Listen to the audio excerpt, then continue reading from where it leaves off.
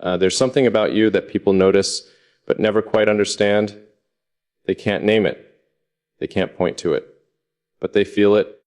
The moment you walk into a room, something shifts in the atmosphere, subtle, almost invisible, like a pressure change before a storm. Conversations continue.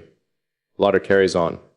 Faces smile, but beneath all of it, something quiet begins to move. Awareness, because people sense it when they're being seen, not looked at, not observed, seen. And you have a way of seeing through things most people spend their entire lives hiding behind. You notice the hesitation before someone laughs. You notice the flicker in their eyes when they lie about being okay. You notice the way someone changes their voice when they're trying to impress someone they secretly resent. Tiny fractures in the mask, small betrayals of truth, the kinds of details most people overlook because noticing them would make the world too complicated to live in comfortably. But you notice, you always have. It wasn't something you trained yourself to do.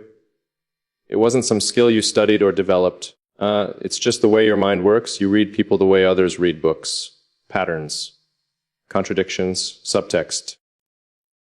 The way someone's tone disagrees with their words. The way their eyes betray emotions their voice tries to bury. The way silence speaks louder than whatever sentence follows it. You see all of it. Effortlessly. And that's where the isolation begins. Because once you see people clearly, you can't go back to pretending you don't. Most people live comfortably inside illusions. They believe the versions of others that are presented to them, the friendly coworker, the loyal friend, the confident leader, the caring partner, but you see the cracks behind those roles. You see insecurity behind arrogance. You see fear behind anger. You see manipulation disguised as kindness. You see loneliness hiding inside people who pretend they prefer being alone. And the strange thing is, you rarely say anything about it, not because you're afraid to, but because you already know how it would end. People don't want to be understood that deeply. They say they do. They talk about honesty, authenticity, being seen. But what they really mean is this: they want to be understood without being exposed. They want empathy without revelation. They want connection without confrontation. And you, whether you intend to or not, threaten that balance simply by noticing too much. That's why people behave strangely around you. Some become defensive without knowing why. Some become unusually open, confessing things they didn't mean to say. Some avoid eye contact. Some talk too much. And some grow quiet, like they're trying to hide thoughts you might already be reading. They don't understand that you're not trying to dissect them. You're not analyzing them like a scientist studying a specimen. You're simply aware in a way that makes ordinary interaction feel like watching a play where everyone forgot their actors. And you're the only one who sees the script. That's a lonely place to exist. Because when you see through people easily, trust becomes complicated. You recognize insincerity too quickly. You detect manipulation too early. You sense when someone's interest in you isn't genuine, when it's curiosity, admiration, envy, or the simple desire to possess something they don't understand. You see it before it unfolds. Before the betrayal, before the disappointment, before the slow realization that someone wasn't who they pretended to be. So you protect yourself the only way someone like you can. You observe, you listen, you let people reveal themselves over time. You rarely chase connection because you know something most people never realize until it's too late. The more clearly you see people, the harder it becomes to find someone real. But every once in a while, someone appears who disrupts that certainty. Someone whose behavior doesn't follow predictable patterns. Someone whose presence doesn't trigger the usual alarms in your mind. Someone who doesn't perform, doesn't exaggerate, doesn't try to control how they're perceived. At first, you assume it's another mask, just a more sophisticated one. But the longer you observe them, the harder it becomes to find the cracks. Their tone matches their words. Their expressions match their emotions. Their silence isn't hiding anything. And that's when something unfamiliar begins to grow in the back of your mind. Curiosity. Because someone who can see through everyone is rarely surprised by people. But this person is difficult to read, not because they're hiding, but because they're not performing. They exist with a kind of quiet consistency that disrupts the patterns you've spent your life recognizing. And that's when the thought first appears, the one you try not to entertain for too long. What if, for the first time in your life, you're not the only one who sees clearly? What if this person sees through people the same way you do? What if they've been watching everyone else in the room with the same silent awareness, including you? Because there's a moment, subtle, almost invisible, when your eyes meet theirs, and in that moment, you feel something you've never felt before. Not curiosity, not intrigue, recognition. The unsettling realization that someone might finally understand the strange position you've occupied your entire life. The position of the observer, the one who reads, the one who notices, the one who understands more than they reveal. And suddenly, you're no longer sure whether you're studying them or whether they've been studying you all along. There's a strange shift that happens when someone who spends their life watching realizes they're being watched too. Not in the obvious sense, not the paranoid kind where you feel eyes on you from across the room. No, this is quieter than that, more precise, more unsettling, because it isn't the feeling of being looked at. It's the feeling of being understood. And if you've spent most of your life seeing through people, you know exactly how dangerous that is. You've always been the one behind the glass, the observer. The quiet interpreter of expressions, pauses, tones, contradictions. You watch people reveal themselves slowly, piece by piece, usually without realizing it. They speak, they gesture, they laugh, and your mind quietly builds a map of who they are beneath the performance. You rarely miss much. That's why control has always belonged to you. Not control over others, control over exposure. Because when you understand people better than they understand you, the balance of vulnerability stays in your favor. They're open books. You remain the unreadable one. That's the position you've occupied for years, maybe your entire life. But now something has shifted, because there's someone in the room who doesn't treat you the way everyone else does. They don't try to impress you. They don't try to dominate conversations. They don't try to earn your approval or challenge your silence. And most importantly, they don't seem confused by you. That alone is enough to catch your attention. Most people struggle to categorize you. They debate internally whether you're quiet because you're shy or quiet because you're judging them. They wonder if your silence means disinterest, boredom, intelligence, arrogance, or distance. People spend a surprising amount of energy trying to decode you, but this person doesn't. They don't fill the silence with nervous explanations. They don't search your face for approval. They don't adjust their personality in response to your presence. They simply exist, comfortably, calmly, like someone who isn't trying to solve you. And strangely, that's what makes you start studying them more closely. Because most people behave differently when they realize they're being observed. They shift, they tighten, they perform. But this person remains consistent, almost too consistent. At first, you think it's confidence. Some people are comfortable in their own skin.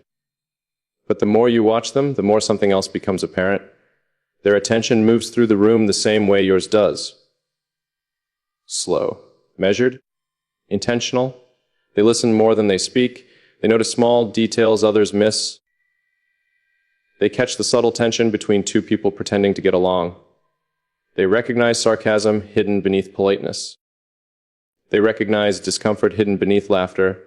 You see it in the way their eyes pause on moments others ignore, moments you notice too. And that's when the thought begins to grow. Maybe this person isn't different because they're unaware. Maybe they're different because they're aware in the same way you are. Observers recognize other observers. It's subtle, almost instinctive. A quiet understanding between two people who know what it means to watch the world from the edge rather than from the center. But the moment that truly unsettles you happens later. You're speaking. not saying anything particularly important, just a passing comment in conversation, the kind of statement people usually respond to automatically. But this person pauses, not because they didn't hear you, because they heard something deeper. You see it happen in their expression. A small shift, almost imperceptible. But you recognize it instantly. It's the same shift your own face makes when you catch a contradiction in someone's words, when you hear the meaning beneath the sentence, when you recognize the truth someone tried to hide inside casual conversation. They're reading you, not just your words, your intention, your tone, your restraint. For the first time in a long time, someone is interpreting you the way you interpret everyone else. And that realization lands with an unexpected weight, because suddenly the position you've always occupied feels less secure. You're no longer the only person in the room who sees clearly. Someone else is mapping the same territory. Someone else is noticing the small fractures in behavior. Someone else is aware of how people construct themselves socially. And if they can see through everyone else, they might also see through you. That thought lingers longer than you'd like. Not because you're hiding something shameful, but because you've built your identity around being the one who understands more than they reveal. Being understood in return changes that balance, and balance matters. People underestimate how vulnerable perception makes you. The more accurately someone reads you, the fewer places you have left to hide. But here's the strange part. Despite that awareness, you don't avoid them. You don't distance yourself the way you normally would when someone gets too close to understanding you. Instead, you do something unusual. You watch them more carefully, not defensively, curiously, because there's something about them that doesn't trigger your usual caution. They don't look at you with the intensity of someone trying to solve a puzzle. They don't seem interested in exposing you. They simply observe, just like you do, quietly, without pressure. And over time, a silent pattern forms between the two of you. A rhythm most people in the room never notice. Moments where your eyes briefly meet across a conversation. Moments where both of you recognize something happening beneath the surface of the group dynamic. Moments where someone else says something false, exaggerated, or performative, and you both notice it at the same time. No words are exchanged, no acknowledgement is made, but the recognition is there. Two people watching the same scene unfold. Two people aware of the same hidden details. Two people silently confirming that they see what others don't. It's subtle, almost invisible, but it creates a strange sense of alignment. For the first time in a long time, you're not the only person carrying this quiet awareness. And that changes something inside you, because when you've spent your life being the one who sees through everyone, meeting someone who sees the world the same way can feel like discovering a mirror you didn't know existed. But mirrors are dangerous. They reflect things you can't ignore. They show details you might have preferred to keep hidden. And as time passes, one thought keeps returning to your mind, a question you can't quite shake. If this person can see through everyone the way you do, then they've probably already figured something out about you. Something most people miss, something you never explain, something that exists beneath the calm exterior you present to the world. Because observers recognize more than behavior, they recognize patterns of thought, patterns of restraint, patterns of silence. And you've always had a particular kind of silence, the kind built from watching too much, understanding too much, carrying more awareness than most conversations require, if they're truly like you. They've probably already noticed, which means there's a possibility you've never had to face before. For the first time in your life, someone might actually understand you, not the version you show, not the version people assume, but the real structure of your mind, and that realization brings two conflicting emotions with it, relief and danger. Relief, because you're no longer alone in the strange position of seeing the world too clearly. Danger, because when someone understands the way your mind works, the distance you rely on to protect yourself starts to disappear. The observer becomes visible. And once that happens, the game changes. Because the moment two observers recognize each other, they stop watching the world and start watching each other. There's a kind of loneliness people rarely talk about. Not the obvious kind. Not the loneliness of being physically alone. Not the silence of empty rooms or the absence of conversation. That kind of loneliness is easy to understand. The one you live with is different. It happens in crowded places. In conversations filled with laughter. In groups where everyone seems connected. Because your loneliness isn't created by distance from people. It's created by seeing them too clearly. Most people interact with each other through stories. Stories about who someone is. Stories about intentions. Stories about loyalty, kindness, honesty, strength. These stories make relationships easier to maintain. They smooth out contradictions. They hide the uncomfortable details. They allow people to believe the best versions of each other, even when reality is more complicated. But you've never been very good at believing those stories, not because you're cynical, not because you expect the worst from people, but because you notice things that disrupt the narrative. You notice when someone says they care, but their attention drifts when someone else speaks. You notice when someone claims honesty, but edits their words carefully depending on the audience. You notice when someone laughs at a joke they secretly didn't understand. You notice when someone says they're happy while their eyes carry exhaustion they're trying to hide. Small things, quiet contradictions, tiny fractures in the image people present. Most people ignore these details. Your mind collects them automatically.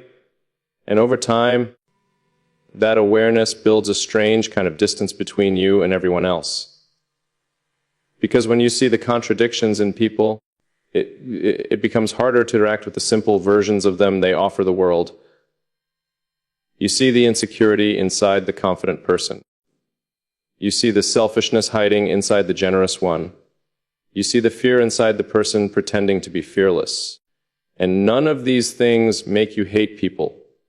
In fact, sometimes they make you understand them more, but they also make something else happen. They make connection more complicated. Because genuine connection usually depends on a certain level of illusion. People need to believe they are understood in the way they present themselves. They need to believe their mask works. They need to feel like the version of themselves they show is the one others accept. But when someone like you enters the room, that balance becomes fragile. Even if you never say anything, even if you never challenge anyone directly, your awareness changes the atmosphere. Because some people sense instinctively that you see more than they intended to reveal. They feel it in the way you listen. They feel it in the way you pause before responding. They feel it in the way your silence sometimes stretches longer than most people are comfortable with. And suddenly, conversations start to feel slightly exposed. Some people react to that exposure by talking more. They explain themselves. They justify their opinions. They fill the silence with extra details that weren't necessary. Others react by withdrawing. Their answers become shorter. Their eye contact fades. Their body language tightens in subtle ways they probably don't notice. It's not that they think you're judging them. It's something more instinctive than that. They feel like they're being understood in ways they didn't prepare for. And most people don't know how to handle that. So over time, something predictable happens. You become the quiet one in the room, not because you have nothing to say, but because you know too much about what people are really saying. You learn that many conversations are less about truth and more about maintaining emotional balance. People don't always want honesty. They want harmony. They want agreement. They want reassurance that the social structure of the moment will remain intact. But honesty can disrupt that structure. And when you understand people well enough, you start to realize something uncomfortable. The truth often has consequences people aren't ready for. So you hold back. You choose your words carefully. You allow certain statements to pass without correction. You let people believe things about themselves that you know aren't entirely accurate. not because you enjoy deception, but because you understand the weight of clarity. Understanding people too well can become a responsibility and sometimes a burden, because awareness without restraint can hurt people, not intentionally. But inevitably, that's the strange position you've lived in for so long. You understand people deeply, but you rarely show the full extent of that understanding. You keep most of it inside. You observe, you analyze, you interpret, and you carry that quiet knowledge with you through conversations that feel increasingly shallow. Not because people are shallow, but because most people only reveal their deeper layers under very specific conditions: trust, safety, patience, time. And even then, many never fully reveal themselves. That's why loneliness begins to grow in people like you, not because you dislike others, but because the level at which your mind operates isn't the level most conversations reach. You hear meaning where others hear words. You notice tension where others see calm.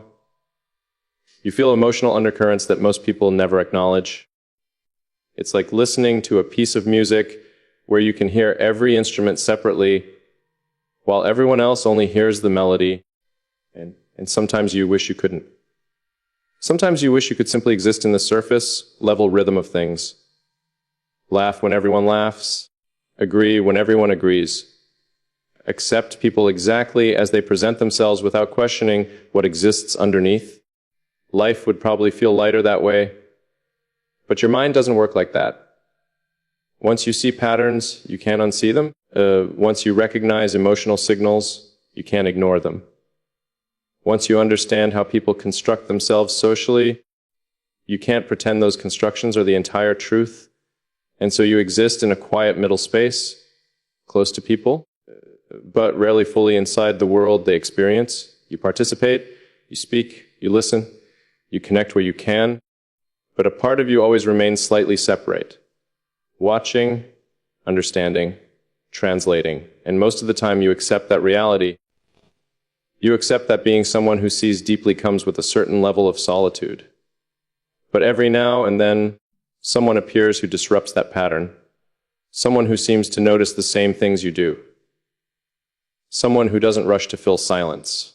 Or someone who doesn't hide behind exaggerated emotion or rehearsed opinions.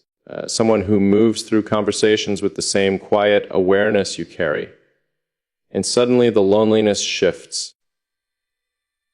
Because it's one thing to live in a world where you understand everyone else. It's another thing entirely to encounter someone who might understand you. That possibility changes everything. Because if someone else truly sees the same patterns, then they probably recognize something about you as well.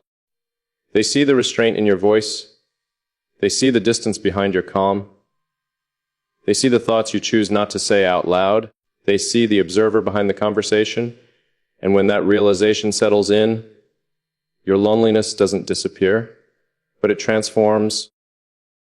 It becomes anticipation, because for the first time in a very long time, there's someone in the room who might understand the strange burden you carry. The burden of seeing too much. The burden of noticing too deeply. The burden of understanding people in ways they never intended to be understood. And the strange part is, they seem completely comfortable with that burden. Which means something extraordinary might be happening. For the first time in your life, you might not be the only one carrying it.